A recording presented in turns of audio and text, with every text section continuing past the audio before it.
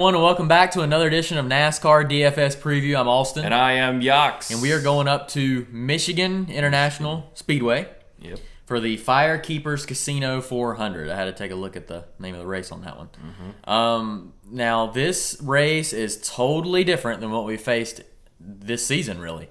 Michigan has not been raced on this season. Auto Club was a track that I know in past years when I've did these videos and also played DFS. Auto Club is a track that's similar to Michigan. Not exact, but this is the only track that's like over 1.5 miles that has high speeds, really, that isn't a super speedway. You can kind of look at Pocono. Pocono's so flat, you really can't go by that either. No. Last season, they pulled a doubleheader in the first or second week of August. So that's one thing that you can look at in terms of making your strategy. Also, past performance is very key as well, so we'll be looking at that. Some people may have even said that Kansas is like a mini version of it. I guess the way it drives, because I mean Kansas is like a high speed going into the corners and then it tapers off. And I think Kansas it's just a smaller version maybe. So I kind of took a look at that in my lineup this week. Interesting you said that because I did look at Kansas. That was one of the tracks. Yeah. And Vegas. Las Vegas was the other one. Yep. Because they are actually using the same right sides that they used at those tracks. Mm-hmm. Yep, for this race. Okay. So that was one of my key points of research. But yeah, very cool you said Kansas. Kansas is very similar, and Chicagoland, we don't go there anymore. And that was a track that was kind of like this one, even though it was 1.5 miles. They have 7 sets of tires this week. Michigan is a track that doesn't really wear that much. They did pave it a few years back. I remember Marcos Ambrose driving like 200 and some mile an hour, setting a big speed record. Yeah, it was probably like 2010, I want to say. Yeah, it was Something like that. About 10 or a little less than that. Yeah, it was at the beginning of the decade. I kind of have a good idea about that. Yep, and it's just a track that's held up pretty well. Not a lot of tire wear here. I'm just trying to think of any other pointers here. A lot of drivers in the field because they used to race this twice a year. I guess they're not doing it twice a year this year. A lot of starts. A lot of your drivers have a lot of starts here. And it kind of blew me away. A lot of these tracks I guess we've been going to recently have been road courses that, of course, nobody's ran or very little once a year. So that was an interesting thing to see as well. More of an old school track, I guess you can say, in terms of NASCAR. They are using the lower horsepower package here because it is more than 1.5 miles, 1.3 miles or something's a cutoff. They want to get them all in a pack. Yeah, unfortunately. Yep. I really don't think it could be much worse than last week in terms of the race with the curbing coming up. Yeah. And the 14 or 15 lap overtime session they had, 13, 14, somewhere in there. It was quite a nightmare. Yeah, it's pretty rough. But there is 2 races left, including this one, for the playoffs. So it's a winner-get-in scenario for drivers like Tyler Reddick, Austin Dillon, DiBenedetto, Chastain, of course Briscoe. He tried to do it last week. You say Custer? Yeah, Custer. I don't think he's got a chance, but he can compete. Ryan Newman, Suarez, those drivers. Bubba Wallace, Eric Jones. Yeah, so I mean, there's basically the rest of your field. Other than there's 14 winners this season, 13, because Harvick and Hamlin are locked in, but then Reddick is in now, and then Allmendinger won last week, and he's not. Yeah, he's not eligible. Yeah, but how about that? That was awesome for Colleague. Yeah, it was. And I think they're going to do very well. I think they're here to stay, and they're a team that. They just have the wheel. It's awesome to watch them race. Yeah. Can't say that I've always been an AJ Allmendinger fan, but he can drive. He can drive the wheel off the car. He can. Yeah. He can do it. Yep. So you got anything else to add there before we hop into? I don't have anything to add. I was really only going to say about the Kansas deal. And the last 6 winners of the Michigan races have been Fords. So something to keep an eye out for. Yep. Will the string be broken? Maybe, maybe not. Maybe. We'll see. All right, so let's go ahead and take a look and see what DraftKings has to offer for us this week. So No surprise here. Kyle Larson starting on the pole, 11,500. Most expensive driver on DraftKings. I almost said iRacing. Wow. iRacing. I mean, pretty close. Yeah. Yeah. Kyle Busch starting in 7th. He's at 10.8, second most expensive. Denny Hamlin starting in 9th at 10.4. William Byron starting in 18th at 10.2. And rounding out your 10K drivers. I wasn't going to say it. Never mind.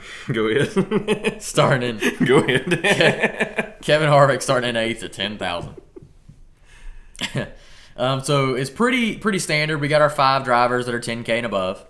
Kyle Larson is astronomically priced higher than everyone else. And I will say this, DraftKings in terms of pricing made it super interesting. Very difficult to make a lineup this week. Probably the most, well, it's the hardest, like, what am I trying to say? It seems very balanced. Very balanced. Very, very balanced. Like, normally like what Fanduel is from week to week, Fanduel's always got the same price points for the most part every week. And DraftKings don't. They kind of stray away and they have their own pricing model. Pretty much. And it seems very much like Fanduel this week as far as their pricing goes. Yeah, I mean, and of course the scoring is different, and it really looked like to me they went off of basically fantasy points per race. Like Kyle Larson leading the way at 61. Then you got Busch and Hamlin in the 40s. And, Truex and Chase are priced a little lower there because of their starting position. I hate that. I hate the fact that they're doing that. But to me, why didn't they make Brad Keselowski and Joey Logano more like 10-5 or so? That really kind of shocked me. Being that Brad Keselowski does have a pretty decent track record here. He's won here twice. Logano's won here 3 times. Kevin Harvick's won here 5 times, so I get that. But Harvick's not really running all that well this season. He's just hanging in there. Yeah, and it's just very shocking to see Chase Elliott at 9,200. And actually Alex Bowman at 88. That's even... It's just different. Definitely more balanced. But I will go ahead and say this. There's one driver that before I even saw qualifying or the lineup set, I'm going with Kyle Larson. Kyle Larson is my pick to win this race. And he's just showing he's so strong this year. It's hard to ignore the fact that with him on the pole, I don't know that they're going to steal it from him. He could lead the entire race. Michigan does tend to be a little more boring because the track is so big. You get out front. And Kyle Larson was winning here when he wasn't winning anywhere else. Back, years ago. He's won here 3 times because he won here 3 straight times. Yep. And the car he's in now is like a rocket ship compared to that 42.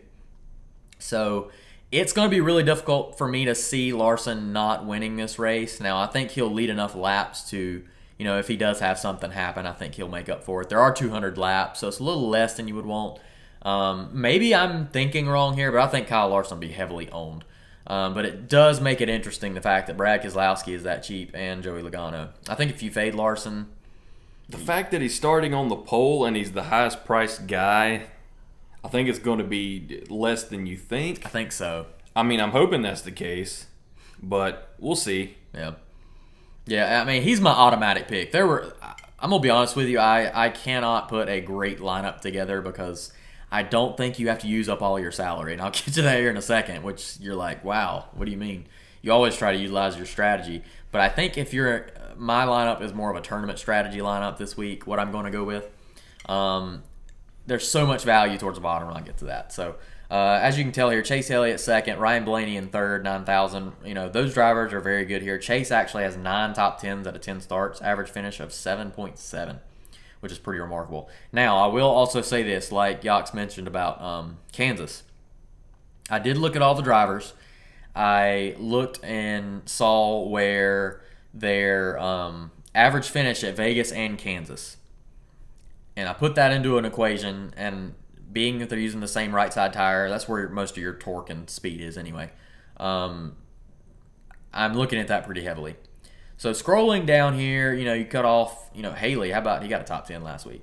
He's starting in 17th, which why would Haley not be the cheapest option? I don't know. Because he's going to finish lower than that. I didn't understand. At this track, he will. Now, if it's super speedway, sure, but not here. So LaJoy, he's out with Rona. Josh Berry's going to replace him. Josh Berry's probably going to finish about that. Well, he's going to finish worse than that, I think. Where is he starting? 24th. I don't understand why, since he's a fill-in, he's not at the back of the field. Yeah, NASCAR makes the rules up as they go. They have been so inconsistent this year. Yeah, that don't make any sense to me. I don't mean to be that person, but yeah. Their safety calls have been sketchy. Their call about Chase Briscoe and Denny Hamlin, I read more into that drama, and I'm like, Fox tried to frame where Briscoe had already knew he was getting a penalty. They never told him. They told him after the fact. And then their spotter, like, I don't know. They're trying to create feuds out of nothing and then wrecking cars for nothing. So anyway, that's my point on it. Leave. Do what? You can't see it. Never mind. And Austin Cindric's not even in this race. No, he's not. It's a mess. Nah, Cindric, I don't even know where he finished last week. But here's where I'm going with this. So you got Vegas and Kansas. I'll get back to that. With the average remaining salary here, we have $7,700. Anthony Alfredo is starting in 35th, right? He's $5,800. Anthony Alfredo has an average finish of 23.5 at Vegas and Kansas. I would think that's like his best finishes of the year, to be honest with you. They're up pretty close. Because he finished, I think, 18th at Coda, and I think he had a good finish at Nashville, or maybe not Nashville. It was something like that. But yeah, these have been his best tracks, really. So 22nd and 24th, right? And Alfredo's starting in 35th. If he gets me 24th, that's 11 spots. And then at that price point, that just seems automatic to me. So I'm going with Anthony Alfredo, and I'm actually definitely going to go with his teammate as well, Michael Mcdowell. He's starting in 25th. He's got an average finish of 15th at those tracks. He actually finished 12th at one of them. So it's kind of hard to pass that up at 6,000. I do think McDowell can get a top 15. As Yachts mentioned earlier as well, Ford has been awesome at Michigan. And I think that they'll have the speed. Now, I think he's so cheap that even if he finished like 20th, that's a punt. That's 5 points. He gets 20th. That's still decent. It's not bad at 6,000. You get your return. And you can look at these drivers here. Eric Jones, I think he got like a 10th. I don't remember if it was Vegas or Kansas, but he got a 10th at one of them, but he had a wreck or something later. Bubba Wallace starting in 15th. I actually wanted to go with Bubba, but starting in 15th, that's about where he'll end up. Chris Buescher starting in 11th, has an average finish of 11th at Vegas and Kansas, if you put those two together. So it's about where he's starting. Very fast, though. So that's an intriguing option. Chase Briscoe, you're looking at about an average finish of 21st, ironically, in those races. Ricky Stenhouse is towards the 20s. Cole Custer, around 26th, 27th. Ryan Newman, 16th is his average. Vegas and Kansas. It was like you weren't getting any positive positional placement. McDowell and Alfredo had it, like, obviously. And, I mean, Chris Buescher with 11th, that's still high, being he's 6,500. Yeah. DiBenedetto, 4th. He'll be low owned. I don't even know what his percentage will be. But honestly, he could win the race. He could hang in there for sure. Being in the Penske camp, he definitely could. Tyler Reddick starting in 14th. His average finish is a little worse. It's like towards the 20s.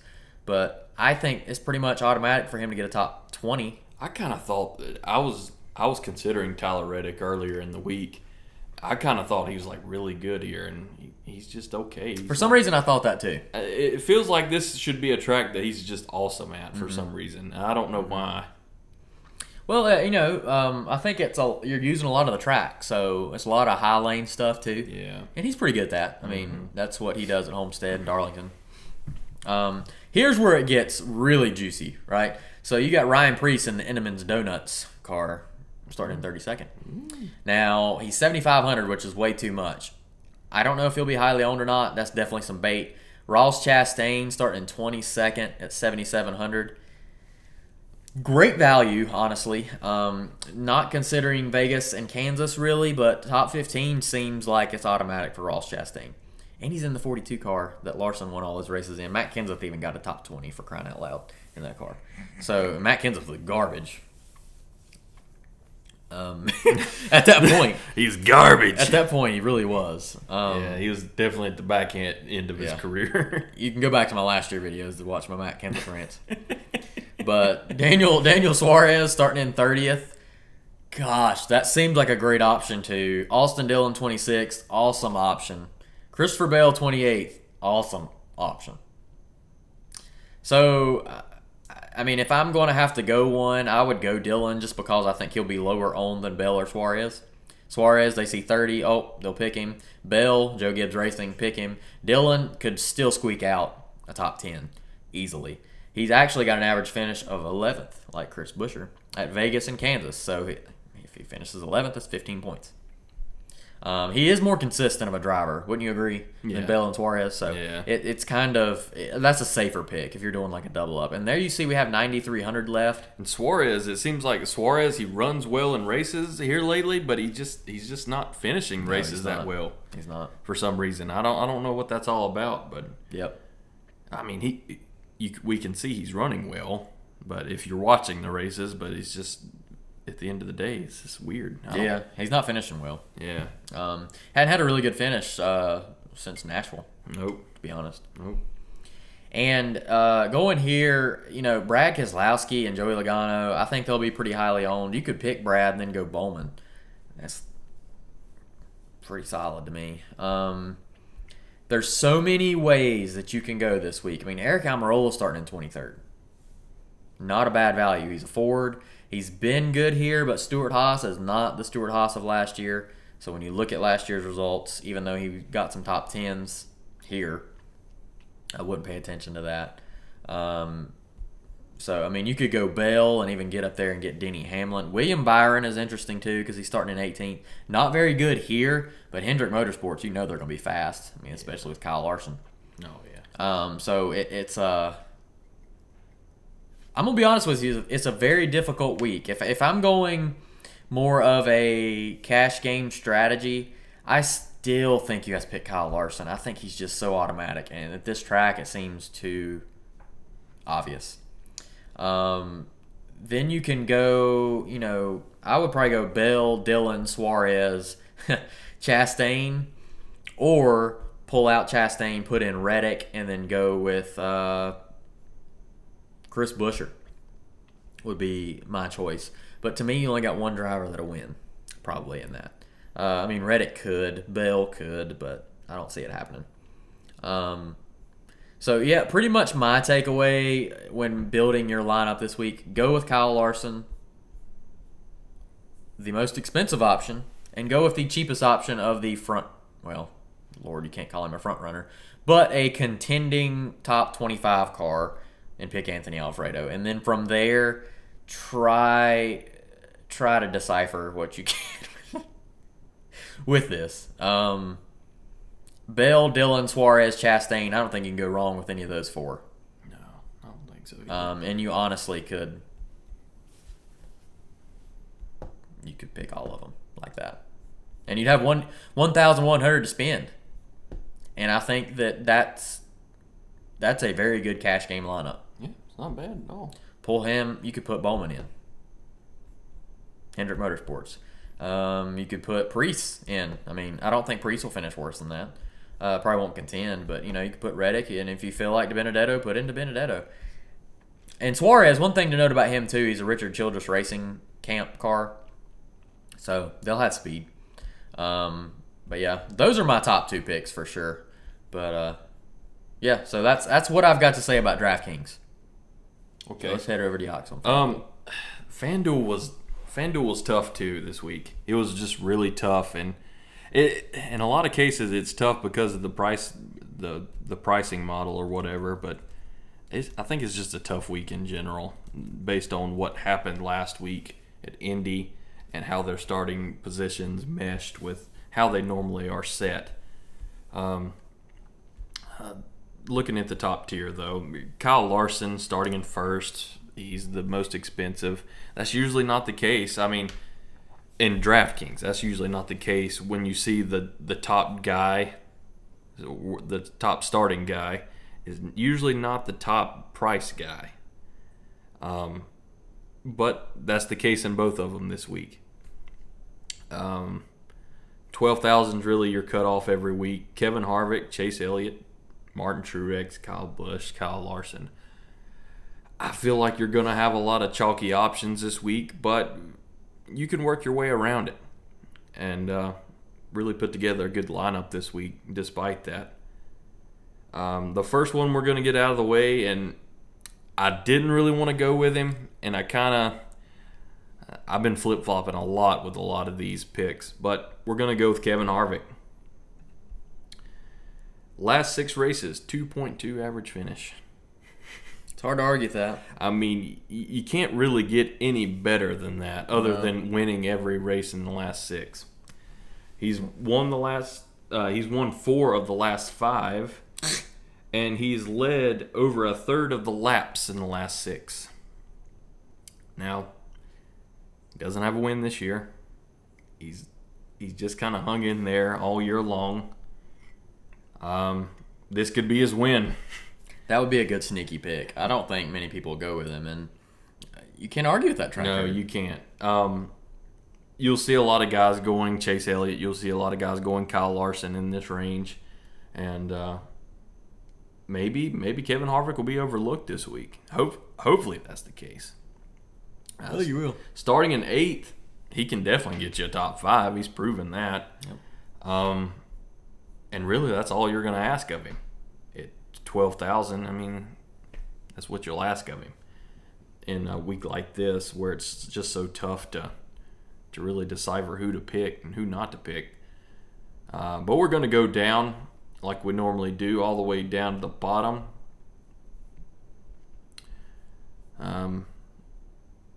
You can go with some of these guys this week, I feel like, and get some decent value out of them. Josh Bilicki, you said Justin Haley, he's at 3,000. He got a top 10 last week. That was a heck of a performance out of him. Sure was. Josh Bilicki got an 18th place finish. That was just out of nowhere, it seemed like. But we're at an oval this week, and things will be different. But I think you could go with a couple of these guys. Probably not any of these guys. If Justin Haley were in like the 30th range, you can work with it. Yeah. You could work with it, but 17th, that's just, he won't hold that up. Very likely he won't. We're going to move up though. Cut off at Alfredo, and that's who we're going with. Anthony Alfredo, and I was interested to hear what AustYn had to say about him, and he's 3,500 this week. 3,500. Starting in 35th. Unless something bad happens, like if he gets in a wreck or something, he'll be below 35th, but that's the only reason he'll be below 35th.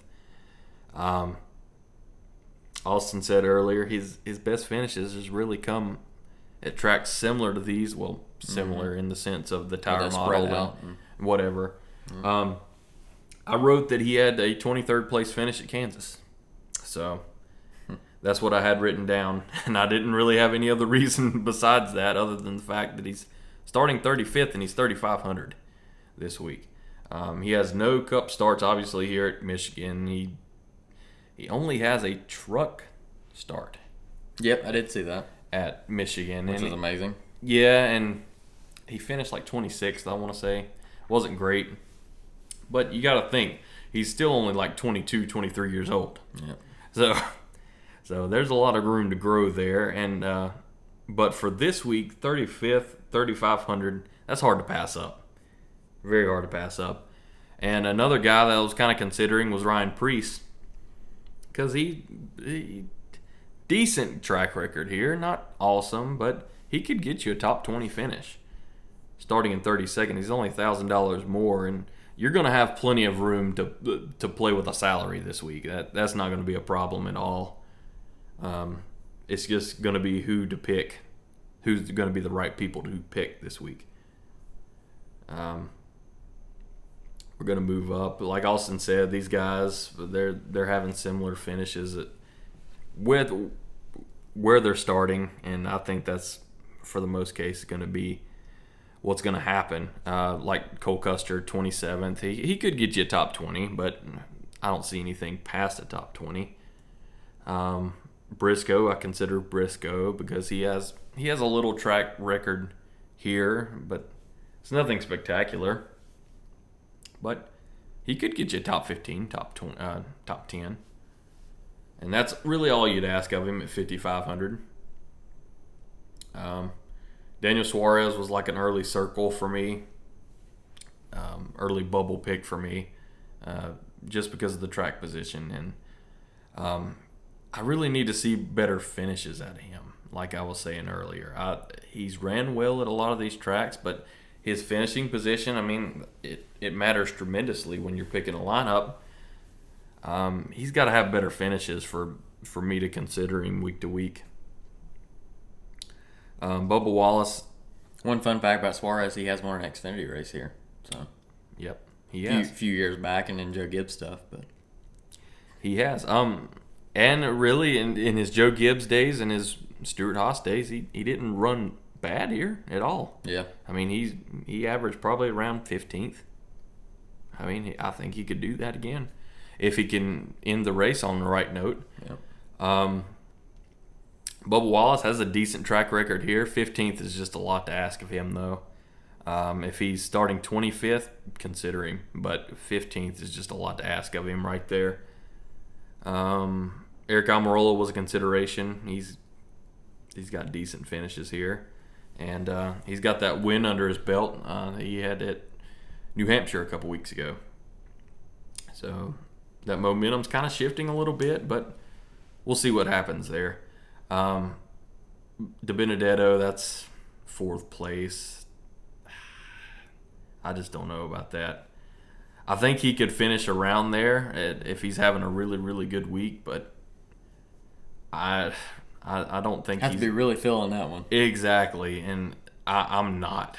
And there's only a few drivers that I would even consider going within the top 5 and picking, because really you'd have to have them leading a lot of laps in the Fanduel case. But I don't know. Crazier things have happened. Yeah, I mean, he did finish 4th at Kansas, interesting enough. Yeah.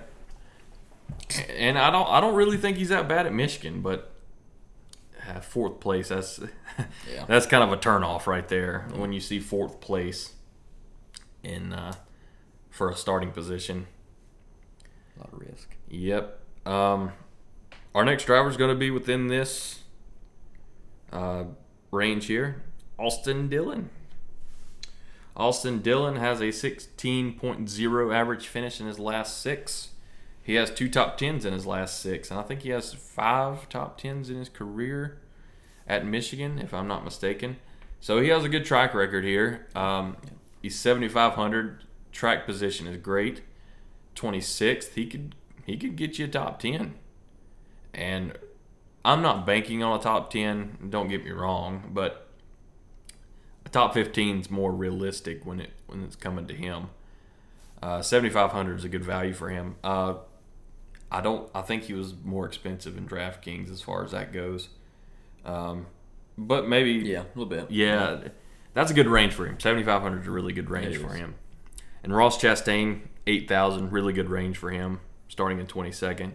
We're not going to go with him though. Christopher Bell was an early bubble pick just because of the starting position. 9,200. I'm interested to see which one's going to be more owned. I think in the case of DraftKings, I think Christopher Bell is going to be more owned. But with FanDuel, I think his price pretty high there. I mean, it's going to be tough to see who's going to be more owned with those 2 drivers in Bell and Dillon, because the track positions are so similar. But with Dillon, you can save $1,700 if you're, like I said earlier, you're not really going to have any trouble with salary this week. But if you find yourself in a pinch, you can go Dillon and get $1,700 back in value. But we didn't go with Christopher Bell this week. I really wanted to go with him, but we didn't go with him. Ryan Blaney, starting in 3rd. I mean, that's still a lot to ask. But, I mean, he is a driver that could hang in there. And if you're just wanting a driver that can hang in there, I think Ryan Blaney could be your guy this week. You're going to see a lot of people picking... I'll just move up past Alex Bowman. Right here. This range, you're going to have probably a couple guys picked in most of your lineups. Chase Elliott was a guy that I really wanted to go with because he has a good track record here. He doesn't have a win here, surprisingly, but he's always ran well here. And among current drivers, he has the best average finish here. But if you go past that, it's Kevin Harvick. The past like 10 races, it's Kevin Harvick. Then it's, well, we'll get into that later. I had Chase Elliott picked as of 30 minutes ago. And I changed my pick. We're going to go with Joey Logano. $10,500, starting in 19th. And that's the reason why I went with Joey Logano over Chase Elliott. Chase Elliott only has one spot to go up. And really, if you're picking a guy from second place, you're saying that he's going to lead a lot of laps. And with Kyle Larson starting in first, I don't have the confidence that Chase Elliott will lead a lot of laps. He could, but I just feel safer, and it's just all about safety here. I feel safer going with someone like Joey Logano and chancing him getting a top 5 than Chase Elliott leading half the laps, and that was my reason behind picking Logano over Chase Elliott. And $10,500 is a heck of a value for Joey Logano. I feel like we've been saying that every week. He's just undervalued because he's still a top 5 driver, no doubt about it. But we only have one more driver left to pick. We have 16.5. So who we gonna go with? I'm gonna go with Kyle Larson. I just feel like it's just too hard to ignore how well he has been racing. Kyle Larson in the last 13 races, that was the last time he had a finish beyond the top 20. He has a 5.0 average finish in those 13 races. It's an automatic top 5. Automatic top 5. And starting in first, you really want to have the guy that's going to lead all the laps, the majority of the laps. Kyle Larson's going to be that guy. If he's going to be up there, he's going to be that guy, very likely. It could be Chase Elliott, it could be somebody else, but I think it's going to be Kyle Larson. And just recent history showing he's just the most dominant driver there is right now. 15.5 in his last 4. Of course, 2020 he was suspended, but in the last 3 years, he's only had a 15.5 average finish. But like Austin said earlier, he had those 3 wins in a row. He's a 3-time winner, and that was really before that. So I don't think that didn't factor into the last 4 that he raced. He's just the most dominant driver out there right now. And you could go with some of these other guys, and if you feel more confident in Chase Elliott, I really don't, and I don't think a lot of people are. But if salary is a big concern for you this week, you could go with Chase Elliott, and you could get more people. And honestly, like I was saying earlier, you could exchange Logano, and you can have Chase Elliott. You could have Chase Elliott, Kevin Harvick, Kyle Larson, Austin Dillon. That's a heck of a lineup. That was what I was going to go with, but it kind of feels like I'm defeating the purpose of picking these two together, because I'm saying one of these two here is going to lead a lot of laps, and which one's it going to be? So it would benefit you more to... Yeah, there's too much value everywhere else. It would benefit you more to go with a guy like Logano, with Keselowski, Byron, that are starting outside the top 15 and that can climb up to the top 5 and possibly win the race. Or heck, even go down to Christopher Bell and get better value from replace Alfredo and get better value there. You could go a lot of different routes this week. Go a lot of different routes this week. We're going to clean it up. Kyle Larson, I've said all there is to say about Kyle Larson. He's the most dominant driver on the planet right now. We're going to move down to Kevin Harvick.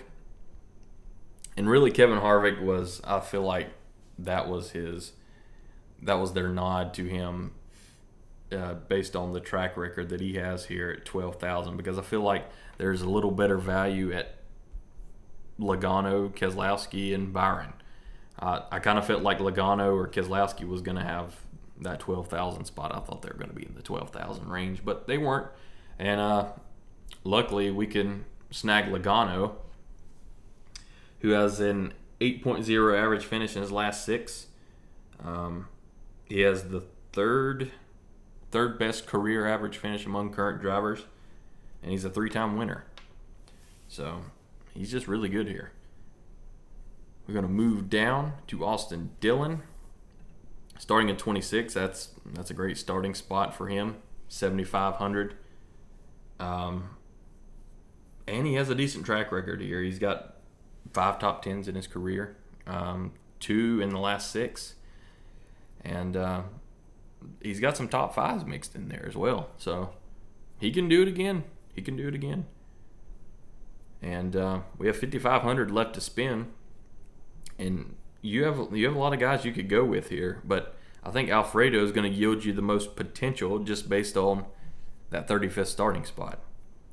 And if he can get you a top 20, great. I'm not expecting a top 20. But if he can get you a top 25, that's really all you're going to ask of him. So that's what we have rolled out for Fanduel this week.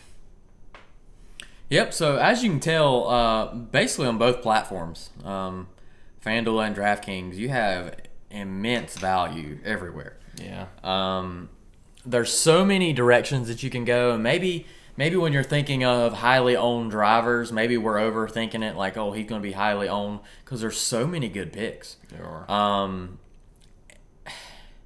Yeah, so hopefully this helps steer you in a direction that will help you make your lineup for sure. I know that we pretty much bounced off of a lot of drivers, truthfully. But I do know one thing. I know Kyle Larson's probably going to be your winner. If you're in Vegas, well, you don't have to be in Vegas anymore to bet. Nope. You can be about anywhere. Yeah. At a sports book somewhere and, put some money down on You Kyle could be Larson. at the FireKeepers Casino in Michigan. Could be. Yep, could be. Possibly. Yep. You could be. Is it at the track? There's some of them that have them at the track. Yeah, I kind of think it is. I want to say it is. I don't know, but Yep. I kind of want to say it is. I've never been to Michigan.